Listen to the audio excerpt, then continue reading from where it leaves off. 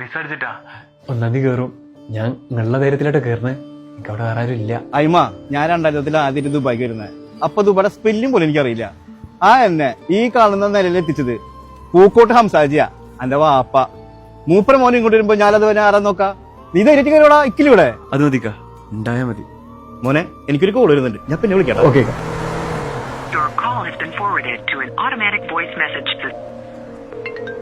കൊറേ നേരമായിട്ട് അടിക്കുന്നത് എടുത്തൂടെ? ആശിക, ഞങ്ങൾ അവരെ വിളിച്ച് കിട്ടുന്നില്ല, തിരക്കായിരിക്കും അല്ലേ. ഞാനേ ഒരു വിധത്ത് റൂമിന്റെ അവിടെ എത്തിയിരുന്നു, പക്ഷെ എനിക്കിവിടെ ഒരു പിടുത്തം കിട്ടുന്നില്ല. സ്വന്തം വാപ്പ ദുബായ് വന്നിട്ട് പോലെ ആശു ഓർത്തില്ല. പിന്നെയാണ് നീ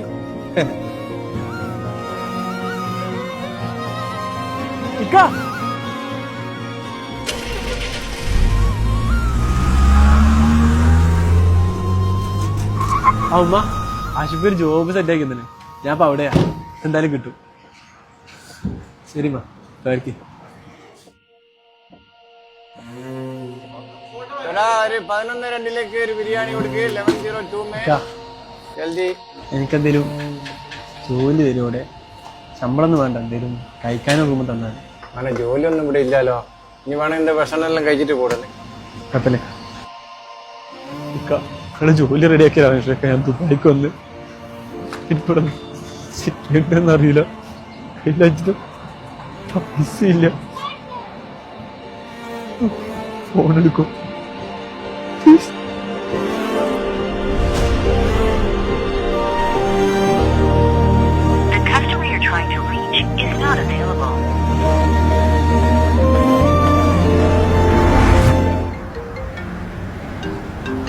ഇതാ വള്ളിയോ കാര്യം കണ്ടട്ടാ. ഞാൻ മലപ്പുറം ഫോണക്കത്തല്ല. അസ്സലാമു അലൈക്കും. വലൈക്കും അസ്സലാം.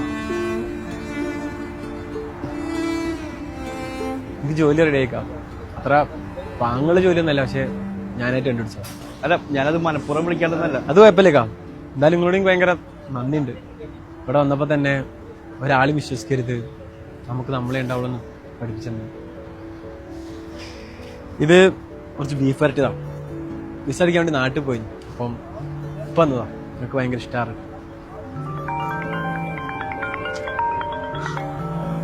അപ്പാ ഞാൻ ആശിഖിന്റെ അടുത്തുണ്ട്, കൊടുക്കാം.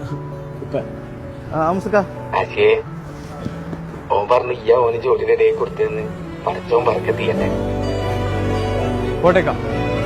പറഞ്ഞ പോലെ പഠിച്ച മറക്കത്തെ.